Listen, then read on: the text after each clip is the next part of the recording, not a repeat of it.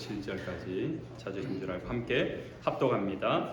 아브라함이 거기서 네게브 땅으로 옮겨가 가데스와 술 사이 그랄에 거주하며 그의 아내 사라를 자기 누이라 하였으므로 그랄 왕 아비멜렉이 사람을 보내어 사라를 데려갔더니 그 밤에 하나님이 아비멜렉에게 현몽하시고 그에게 이르시되 내가 데려간 이 여인으로 말미암아 내가 죽으리니 그는 남편이 있는 여자임이라. 아비멜렉이 그 여인을 가까이 하지 아니하였으므로 그가 대답하되 주여 주께서 의로운 백성도 멸하시나이까. 그가 나에게 이는 내 누이라고 하지 아니하셨나이까. 그 여인도 그는 내 오라비라 하였사오니 나는 온전한 마음과 깨끗한 손으로 이렇게 하였나이다. 하나님이 꿈에 또 그에게 이르시되 내가 온전한 마음으로 이렇게 한 줄을 나도 알았으므로 너를 막아 내게 범죄하지 아니하게 하였나니 여인에게 가까이 하지 못하게 함이 이 때문이니라. 이제 그 사람의 아내를 돌려보내라. 그는 선지자라. 그가 너를 위하여 기도하리니 내가 살려니와 내가 돌려보내지 아니하면 너와 내게 속한 자가 다 반드시 죽을 줄 알지니라. 아멘. 아브라함을 한마디로 정의하면 믿음의 조상이라고 이야기합니다. 다른 말로 하면은 아브라함은 믿음의 기준이 되는 사람이라는 겁니다. 어떤 믿음으로 우리가 살아야 하는지를 보여주는 모습입니다. 그런데 이렇게 믿음의 조상이고 믿음의 기준이라는 아브라함을 통해서 지금 우리 12장부터 20장까지 보고 있는데 아브라함에게서 어떤 위대한 믿음의 업적을 보기보다는 믿음에 실패하고 실수하고 약점 많은 모습을 계속 보고 있어요. 지금까지는 아브라함이 잘한 것보다 못한 게 더 많은 거예요. 그런데도 아브라함을 통하여서 많은 사람들이 복을 받습니다. 아브라함을 만나는 사람, 아브라함 곁에 있는 사람, 가까이 있는 사람들이 다 복을 받아요. 조카 롯이 아브라함만큼이나 부자가 되었어요. 조카 롯이 잡혀갔는데 풀려나고 구함을 받고 소돔과 고모라가 멸망당하는데 그 속에서 건짐을 받습니다. 하물며 아브라함 집에 종들도 복을 받습니다. 아브라함이 옮겨가 사는 그 땅의 백성들이 복을 받습니다. 아브라함이 잘했다기보다도 아브라함은 여전히 실수하고 약하지만은 하나님이 그런 아브라함을 통하여서 사용하시니까 비록 내가 부족하고 비록 약점이 많은 아브라함이지만은 하나님의 말씀을 따라 순종하니까 하나님이 그런 아브라함을 통하여서 아브라함의 주변의 사람들을 복을 주시는 겁니다. 이런 사람을 뭐라고 합니까? 축복의 통로. 그래서 아브라함을 다른 말로 축복의 통로라는 겁니다. 하나님이 아브라함을 통하여서 축복의 통로 사용하신 것처럼 오늘 이 예배를 통하여 여러분을 축복의 통로로 부르신 줄로 믿으시기 바랍니다. 아멘. 아브라함이 소돔과 고모라의 멸망을 목격했습니다. 눈앞에서 불덩이로 타버리는 재가 되어버린 모습을 목격한 이후에 이 소돔과 고모라만 멸망한 것이 아니라 그 지역 전체가 완전 초토화됐잖아요. 황폐화됐잖아요. 그러니까 그곳에 더 이상 목초지가 없으니까 옮겨가야 했던 겁니다. 그래서 좀 더 목초지가 있는 곳으로 이주하다 보니까 남쪽으로 내려가서 그랄 땅이라는 곳에 가게 됩니다. 그랄 땅은 밑쪽에 있는 이집트와 블레셋, 가나안 사이에 끼어 있는 땅, 블레셋 땅입니다. 그 땅에서 아브라함은 그랄 왕 아비멜렉을 만나서 자기의 아내를 자기의 여동생이라는 거짓말을 하게 돼요. 그리고 그 말을 들은 그랄 왕 아비멜렉은 아브라함의 아내 사라를 자신의 후궁으로, 자신의 여자로 데려가 버립니다. 창세기 12장 13절에 똑같은 아브라함 이야기가 나오는데 원하건대 그대는 나의 누이라 하라. 그러면 내가 그대로 말미암아 안전하고 내 목숨이 그대로 말미암아 보존되리라. 이게 무슨 말입니까? 25년 전에 아브라함이 처음 가나안 땅에 왔을 때 그 땅이 기근이 두려워서 남쪽 애굽으로 피신할 때가 있었습니다. 근데 피신했는데 그 땅의 사람들이 워낙에 무섭고 두려우니까 사라가 너무 예뻐서 내 부인이라 그러면은 나를 죽이고 자기의 부인을 뺏어갈까봐 그것이 두려워서 거짓말했다는 거예요. 내 여동생으로. 이해가 될 만한 일입니다. 다른 나라에 왔는데 워낙에 무서워서 두려워서 그런 거짓말을 했다는 거죠. 그런데 가만히 보세요. 그때는 25년 전 아브라함이 처음 하나님을 알고 믿음을 시작하였던, 믿음이 어떻게 보면 초신자, 새신자, 초창기 때 아닙니까? 그럴 만한 때예요. 그럴 수 있습니다. 교회는 왔지만은 아직 우리는 세상의 방식에 너무 익숙해져 있으면은 우리는 하나님의 말씀도 모르고 하나님의 뜻도 모르고, 아니 안다 손 치더라도 우리는 세상 방식에 더 익숙해져 있고 더 잘할 수 있기 때문에 세상의 방식으로 살아갈 수밖에 없어요. 75년을 세상 속에 살아왔던 아브라함이 애굽에 가서 그 두려움 때문에 자신의 부인이 뺏길까봐 자신은 살아야 되겠다. 어떻게 보면 비겁한 남편이죠. 자신이 죽어서 부인을 보호해야 되는데 부인을 이용해서 자신은 살아남으려고 하는 좀 비겁한 남편입니다. 어쩌겠습니까? 그만큼 두려웠고 자신의 생명이 소중했기 때문인데 그 두려움으로 인하여서 거짓말을 한 것입니다. 그러나 지금은 그때로부터 25년이 지났어요. 그동안에 아브라함은 하나님의 음성을 직접 들었습니다. 하나님이 나타나셔서 말씀해 주셨고 시도 때도 없이 밤중에도 나타나셔서 저 하늘의 별을 봐라. 내가 내 자손을 저 별과 같이 무수하게 하겠다. 너를 민족을 이루게 하겠다. 그리고 소돔과 고모라를 멸망시켰던 침략했던 침략 군대로부터, 북부 연합 군대로부터 자신의 가신 318명을 통해서 구출해내게 되지 않습니까? 그리고 소돔과 고모라가 멸망할 때 하나님께 기도하면서 그 멸망하는 가운데 롯의 가족을 구원해내기도 하는 하나님의 선지자로 유명합니다. 이미 자신이 가지고 있었던 소와 양과 종들이 많아져 가지고 하나의 부족을 이루었고 아주 경제적으로 부강한 부족장이었던 겁니다. 하나님을 많이 경험했어요. 하나님이 지켜주셨고 보호해 주셨고 가는 곳마다 번성하게 하셨고 가는 곳마다 승리하게 하셨습니다. 하나님을 25년 동안 경험했어요. 지난 신앙생활 25년 동안 믿음의 간증거리가 많이 생겼다는 겁니다. 그런데 25년이 지난 오늘 다시 블레셋 땅에 들어가서 그 땅 사람이 두려워서 그 땅에 자기의 부인을 뺏길까봐, 부인 때문에 자신이 죽임을 당할까봐 두려워서 거짓말했다는 겁니다.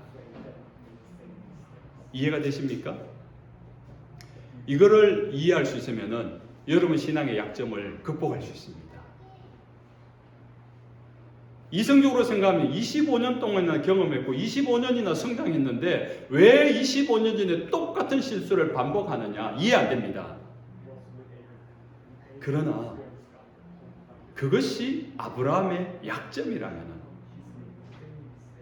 여러분 인생을 살아오면서 어릴 때 행하던 그 실수하던 그 약점들, 그 상처들, 요즘은 의학적으로 그걸 트라우마라고 하죠. 어릴 때 경험했던 그 경험들이 세월이 지난 25년이 지났는데 여전히 그 부분에 약한 부분이 있지 않습니까? 이게 약점이에요. 사람마다 가지고 있는 약점이라고요. 그 약점 앞에서는 어쩔 수 없는 것이 우리의 모습입니다. 믿음이 많이 성장했지만은 아브라함은 두려움이 여전히 한쪽에 사로잡고 있는 겁니다. 자신이 살아가던 영역을 떠나서 새로운 땅, 그랄 땅에 가니까 새로운 영역, 새로운 문화, 새로운 사람들 속에 들어가니까 그만 두려운 거예요. 자신이 해를 당할까 봐 두려움이 일어난 겁니다. 11절이죠. 아브라함이 이르되 이곳에서는 하나님을 두려워하니 없으니 내 아내로 말미암아 사람들이 어떻게 나를 죽일까 생각하였다. 두려웠다는 거죠. 죄라는 것은요, 갑자기 나 죄 지어야지, 나 거짓말 할래, 나 오늘 좀 이탈할래 해가지고 나 좀 부인이 있지만은 나 오늘 좀 다른 여자 만날래, 이렇게 갑자기 안 하잖아요. 죄는 갑자기 그렇게 찾아오고 죄는 갑자기 그렇게 범죄되어지는 것이 아닙니다. 죄는요, 주관자가 있어요. 우리의 양심도 보면 죄를 짓고 싶어 하지 않습니다. 우리를 지으신 하나님께서도 우리의 영을 통하여서 죄를 짓지 않기를 원하십니다. 우리의 양심도 우리의 이성도 죄를 지으면 안 된다는 걸 알고 있어요. 그런데 죄를 짓습니다. 왜 그럴까요? 우리로 하여금 죄를 조장하고 죄를 짓도록 만드는 배후 세력이 있다는 거죠. 영적인 존재입니다. 성경에서는 그를 마귀라고 이야기합니다. 마귀는 범죄케 합니다. 마귀가 여러분을 어떻게든지 범죄케 합니다. 마귀가 여러분을 축복하지 않습니다. 마귀가 여러분 앞에 서서 당신은 하나님의 언약 안에 있는 축복의 통로 뭐 이렇게 노래 안 해줘요. 마귀는요 여러분을 어떻게 해서든지 범죄하게 만듭니다. 이유는 하나입니다. 범죄하는 순간 하나님께로 멀어지기 때문에. 여러분이 범죄하는 순간 거룩하신 하나님께로부터 분리될 수밖에 없기 때문에 하나님과 가까운 여러분을 마귀는 너무너무 질투해요. 너무너무 싫어해요. 그래서 여러분 죄 짓는 사람은 마귀한테 인기가 되게 좋습니다. 그래서 마귀는 어떻게든지 여러분을 하여금 유혹하고 속여서라도 범죄하게 만듭니다. 죄를 범하게 만든다는 겁니다. 그런데 그 죄라는 것은요, 한번 뭐 멀리 볼 것도 없고요. 여러분의 삶을 한번 돌아보세요. 여러분이 짓는 죄, 지난 한 주간 또는 지난 한 달, 지난 1년, 아니 여러분의 생애를 통하여서 여러분이 짓는 죄가 얼마나 많던가요? 죄는 많았을 겁니다. 많이 범죄했을 겁니다. 그런데 그 죄가 다양한가요? 나는 오늘은 좀 훔치고, 오늘은 누구를 찔렀고, 오늘은 누구를 막 미워했고, 오늘 내가 막 음란했고, 막 그렇게 하나요? 대부분 그렇지 않습니다. 어떻게 그렇게 잘하냐고요? 제가 저를 보면 잘 알거든요. 평생을 가면서 우리가 짓는 죄는요, 한두 가지입니다. 여러분의 약점이 있어요. 약점이 있다고요. 어떤 사람은 돈에 약한 사람이 있어요. 어떤 사람은 화에 약한 사람이 있어요. 어떤 사람은 욕심에 약한 사람이 있어요. 어떤 사람은 거짓말에 약한 사람이 있다고요. 그 사람이 가진 약점이에요. 고질적인 겁니다. 가만히 생각해 보면은 그것이 내 삶 속에 내 인생 가운데 계속 반복되고 있습니다.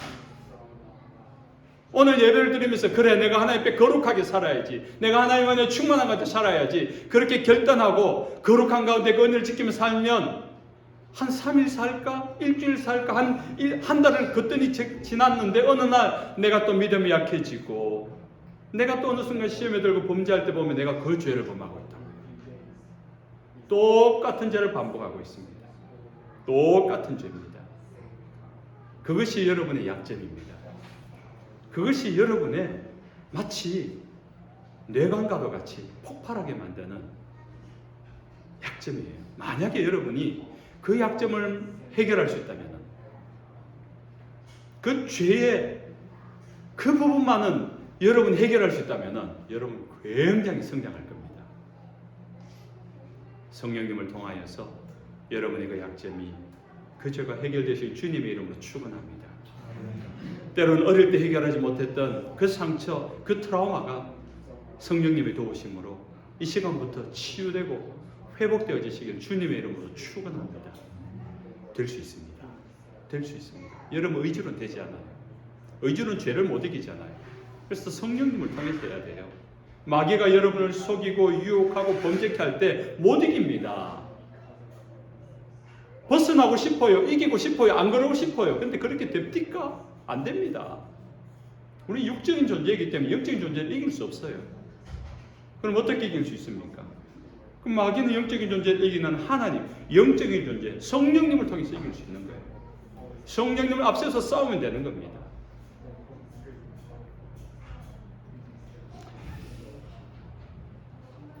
(25년) 전 아브라함 애굽에 갔을 때는 그나마 사라가 25년 전이니까 좀 예쁠 때 아니겠습니까?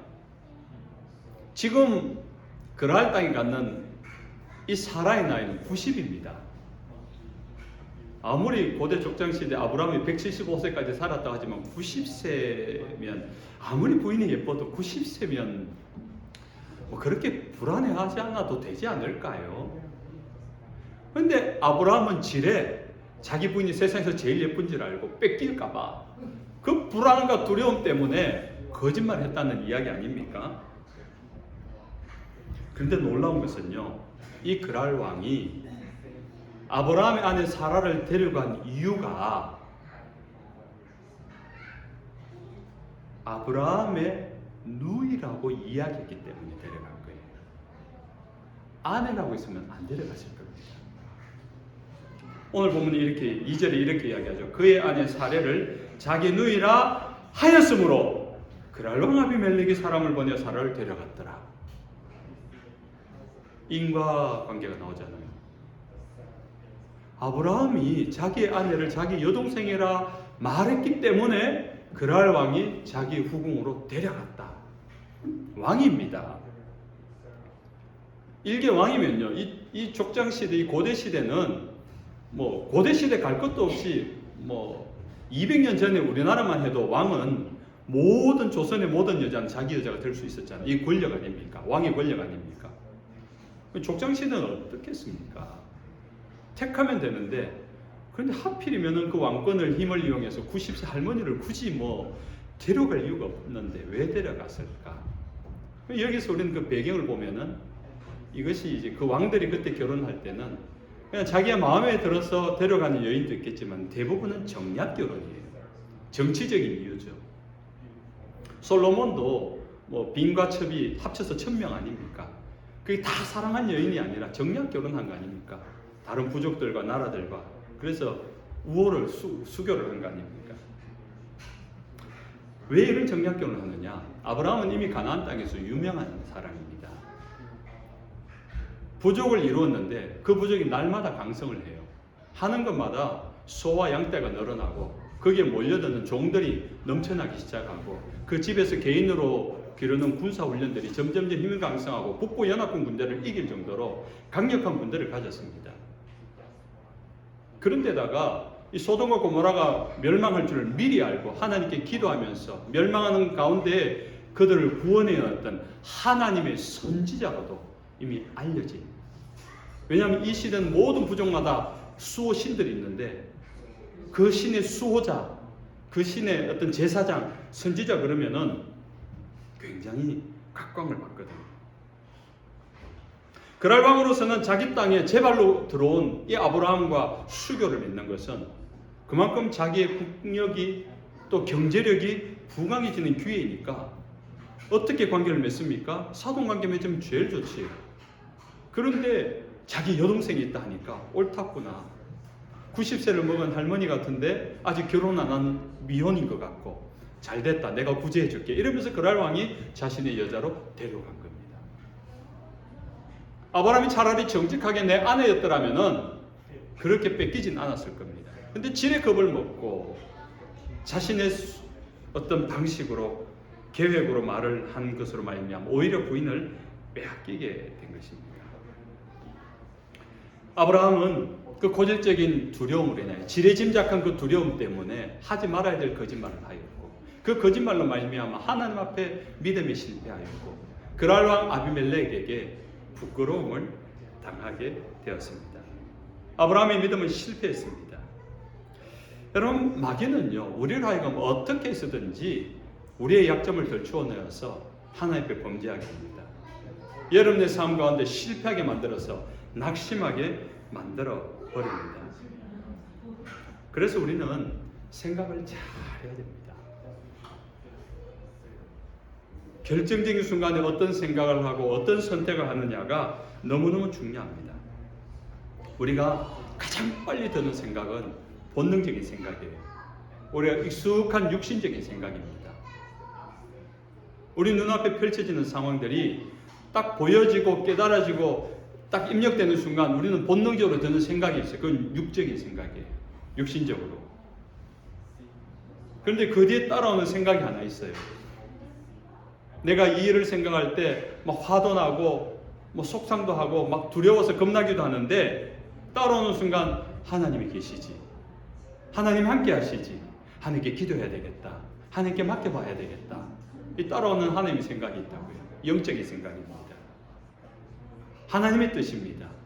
이 두 가지 생각이 늘 우리 안에 공존을 합니다. 그런데 하나님을 모르고 하나님을 믿지 않는 사람 이것이 없어요. 그래서 늘 본능적이고 육적인 생각을 하게 됩니다. 그래서 이 사람을 믿는 것은 자신의 경험입니다. 자신이 가진 돈을 믿고 자신이 가진 자리를 믿고 자신이 가진 경험을 믿습니다. 이 사람에겐 자기가 하나님인 거죠. 선택의 여지가 없습니다. 그래서 자기가 판단하고 생각하는 것이 모든 것입니다. 그러나 오늘 이 말씀을 듣고 있는 여러분들은 하나님을 알고 믿고 따라오는 자들입니다. 그래서 육적인 생각도 들지만은 하나님의 생각도 따라와요. 이것이 한 박자 넘게 따라온 사람이 있고 어쩌면 거의 동시에 어떤 상황이 펼쳐지는 순간 하나님 뜻은 무엇이지? 라고 생각하는 아주 신앙의 고수도 있겠지요. 그러나 중요한 것은 그 하나님의 뜻이 무엇일까를 한 번 더 생각해 보는 것. 한 번 더 숨을 쉬면서 하나님의 뜻이 무엇일까를 분별해 보는 것. 기다려 보는 것. 그것이 오늘 우리에게 필요하다는 것입니다. 로마서 8장 5절 말씀에 육신을 따르는 자는 육신의 일을, 영을 따르는 자는 영의 일을 생각하나니 육신의 생각은 사망이요 영의 생각은 생명과 평안이니라. 그래서 우리의 육신의 생각보다 영적인 생각, 우리의 본능적인 반응보다 하나님의 뜻을 찾는 반응이 필요합니다. 그래서 우리의 생각이 성령님의 뜻을 알도록, 하나님의 뜻을 알도록 기도함이 필요합니다. 그리고 성령님께 우리의 생각, 그 육적으로 드는 생각, 본능적으로 드는 그 감정적인 마음들을 복종시켜야 됩니다. 고린도후서 10장 5절에 모든 생각을 사로잡아 그리스도에게 복종하게 하니라고 합니다. 여러분 안에 들어오는 모든 생각들을 사로잡아 하나님의 뜻 앞에 성령님께 복종시킬 수 있는 저와 여러분 되시길 주님의 이름으로 축원합니다. 아브라함의 거짓말은 그랄 왕과 또 나아가서 그랄 왕이 다스리는 모든 나라, 그 지방과 나라에 저주가 될 뻔했고 하나님의 심판이 임하는 일이 될 뻔했습니다. 큰 위기를 경험할 뻔했습니다. 그런데 하나님이 간섭하십니다. 아브라함의 아내 사라를 데려간 그랄 왕이 그 여인을 취하기 전에 그날 밤에 하나님이 이 그랄 왕 꿈에 나타나서 그 왕에게 말하기를 그는 그의 누이가 아니라 그의 아내다라고 이야기합니다. 깜짝 놀라죠.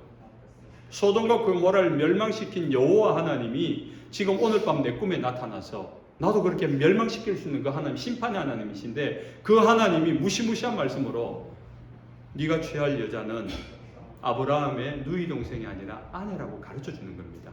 하나님 나는 몰랐습니다. 그래 모른 줄 안다. 그래서 내가 나타났다. 그럼 내가 어떻게 합니까? 아브라함에게 기도를 받아라. 기도를 받아라. 오늘 본문에 그렇게 이야기하죠. 네가 기도를 받으면 살 것이고 그가 아브라함이 기도하지 않으면 너는 저주를 받고 죽게 될 것이다 라고 이야기하지 않습니까? 얼마나 무서운 말씀입니까?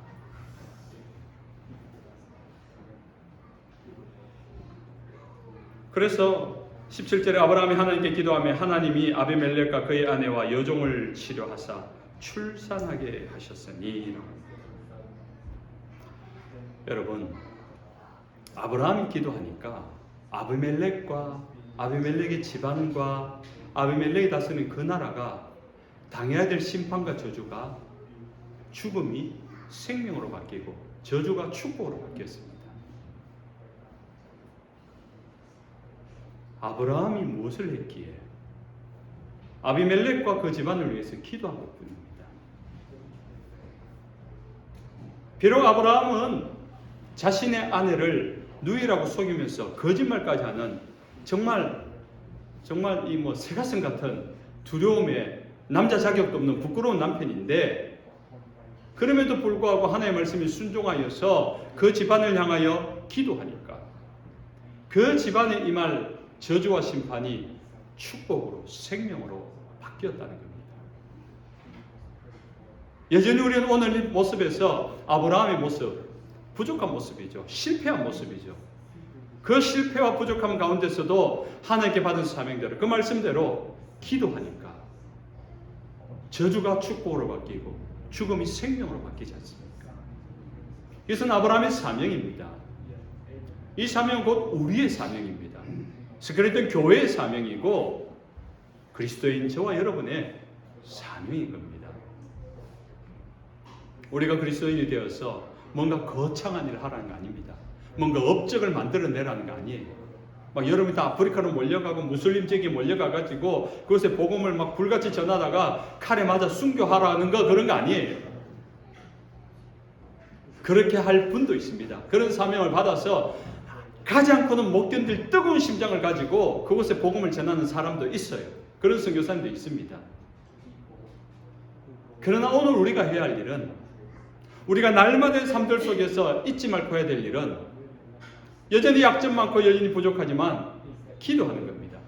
누구를 위해서요? 여러분이 아는 분들을 위해서 먼저 기도하십시오. 그리고 여러분이 모르는 분들도 기도하십시오. 여러분의 기도가 영역을 넓혀가기만 합니다. 제가 아는 어떤 분은 아침에 신문을 받아들고 신문을 펼칩니다. 신문을 읽어요. 사회면 읽으면서 기도해요. 정치 읽으면서 기도해요. 문화 읽으면서 기도해요. 신문을 앞뒤로 다 읽으면서 기도의 용도로 사용한답니다. 제가 언젠가 한번 소개한 적이 있습니다. 제가 존경하는 선교사님인데 지금은 은퇴하시고 지금은 돌아오셔가지고 한국에서 지금 경남에서 기가하시는데 이분이 연세가 거의 80이세요. 당도 높으시고 몸이 안 좋으신데 이분이 매일 아침 새벽에 일어나서 새벽기도 마치고 개인의 기도하는데 그분이 기도하는 명단이 3,000명입니다. 3,000명. 3,000명이 넘어가고 있어요. 제가 그분을 흉내내 보려고 제가 기도하는 사람들 명단을 적어봤습니다. 제가 새벽마다 이렇게 기도하는데도 그 시간이 적은 시간이 아니에요. 그런데 제가 적어보니까 난 굉장히 많은 줄 알았는데 한 360명? 그 선교사님의 10분의 1밖에 안 돼요. 그러면 그 선교사님은 제가 기도하는 시간의 10배라는 건데 그럼 적어도 10시간? 저는 직접 기도해 보면서 직접 기도하는 명단을 적어보니까 이분이 얼마나 위대한 분인지 대단한 분인지 알게 된 거예요. 이분은 그냥 시골에서 조그만 시골에서 교회 사면서 중부하며 기도하는데 기도하면 할수록 이분의 사역이 위대하구나. 제가 딴 분은 몰라도 그분은 빠짐없이 기도하는 이유가 하나님 이분 오래 살게 해주십시오. 이분이 돌아가시면은 과연 대한민국에 매일 아침 3,000명을 두고 기도할 사람이 또 있겠습니까? 그런 사람이 몇 년 만에 한 명 나올까요? 위대한 유산이다. 한국교회의 위대한 유산이다. 너무너무 존경해요. 그분을 닮아가려고 따라가 보려고 발버둥 치는데 제가 하는 건 10분의 1도 안 된다는 거죠.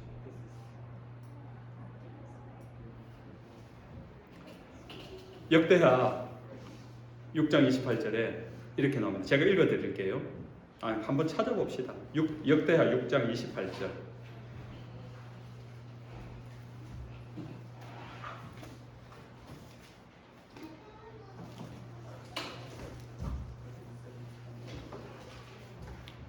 역대하 6장 28절 이하.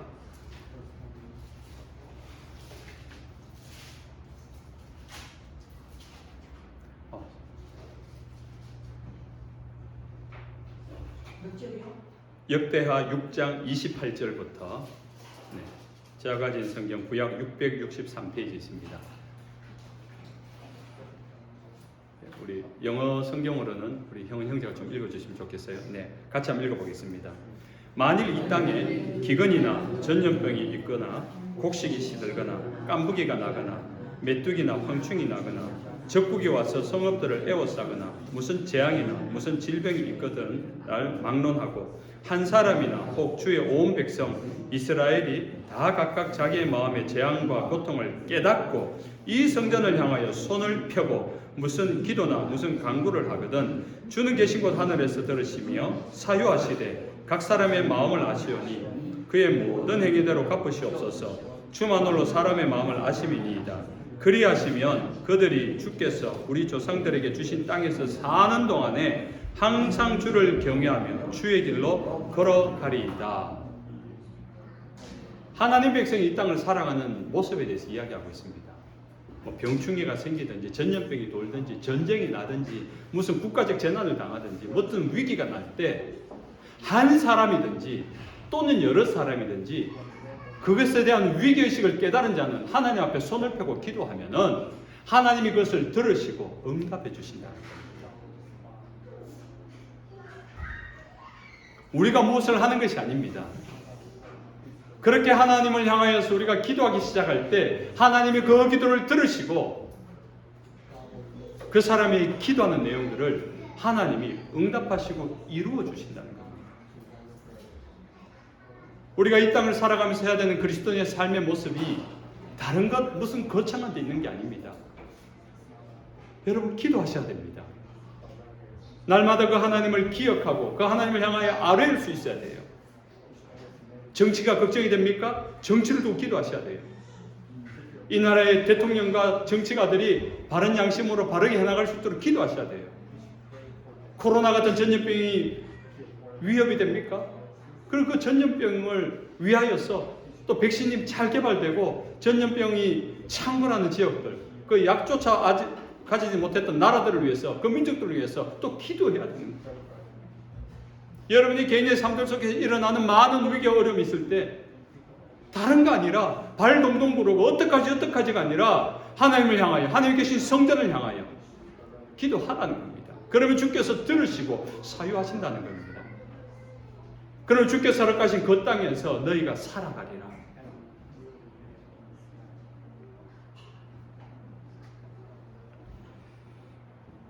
우리가 살아갈 세상은요, 미래는 부정적입니다. 물론 첨단 문화, 문명 발달할 겁니다. 사람은 점점 편리하게 살아갈 수 있도록 모든 문화와 문명은 발전해 나갈 겁니다. 그러나 하나님 입장으로 영적인 눈으로 보면 영적인 은혜로 살아가기는 점점 더 힘들어집니다. 이렇게 편리해지는데 마치 사람이 만들어내는 것이 신이 만들어낸 것처럼 필요한 거 다 만들어지는 세상 속에 살아가는데 하나님을 찾겠습니까? 점점 하나님께는 멀어질 겁니다. 점점 더 많이 가지려고 탐심과 탐욕과 야망이 가득할 겁니다. 그래서 교회는 사람들이 점점 줄어들 겁니다. 오죽하면 예수님께서 말세에 내가 믿음을 보겠느냐라고 말씀하셨어요. 주님의 재림이 가까울수록 믿음을 가진 자를 찾아보기가 힘든 시대가 온다는 겁니다. 대한민국만 지금 그리스도인이 감수하고 있습니까? 미국도 크리스찬이 감수하고 있지 않습니까? 아니 전 세계적으로 감수하고 있잖아요. 말세가 가까울수록 점점 더 하나님을 믿기가 힘들어질 것이고 그 신앙을 고백하기가 점점 어려워질 겁니다. 여러분이 오늘처럼 이렇게 주일을 예배를 지킬 수 있는 것 언제까지일 것 같습니까? 여러분이 그렇게 믿음을 지키고 예배를 하는 날들이 여러분 생애 가운데 이루어졌다 하더라도 여러분의 자녀 세대에서는 확신할 수 있습니까? 여러분이 예배처럼 여러분의 자녀가 예배할 것 같습니까? 아니면 거기서 한 세대만 더 내려갔어. 우리 두 딸이 앉아있지만 이 아이들의 자녀들이 우리처럼 이렇게 예배하려고 몸부림치며 나올까요? 회의적입니다. 교회 안에서의 자녀들도 그럴진데 예상이 되지 않습니까? 그럼 주님 오실 때까지 그리스도인은 점점 줄어들 수밖에 없어요.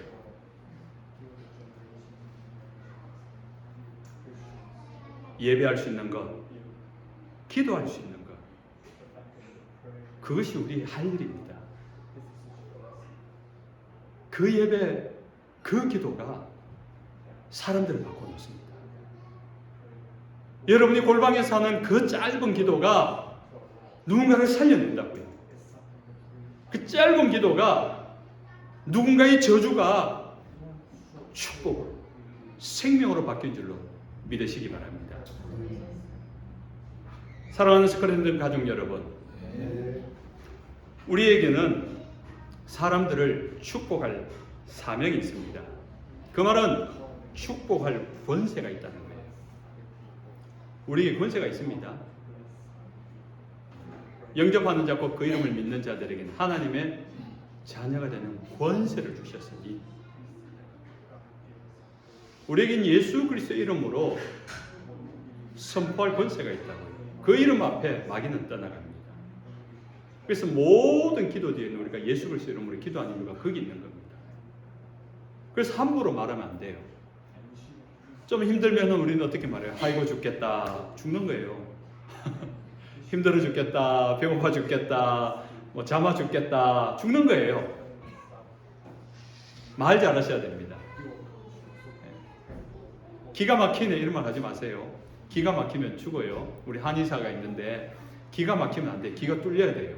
기가 뚫려서 잘 흘러가야 돼요. 사람들의 저주가 복이 되도록 기도할 사명이 저와 여러분에게 있습니다. 두려움 때문에 그 기도를 멈추지 마십시오. 의심 때문에 머뭇거리지 마십시오. 하나님의 복이 여러분을 통하여 흘러감을 믿으십시오. 여러분이 기도할 때 여러분이 임한 하나님의 복이 그 사람에게 전달되어지는 여러분이 축복의 통로임을 믿으시길 주님의 이름으로 축원합니다. 찬송하겠습니다. 찬송가 518장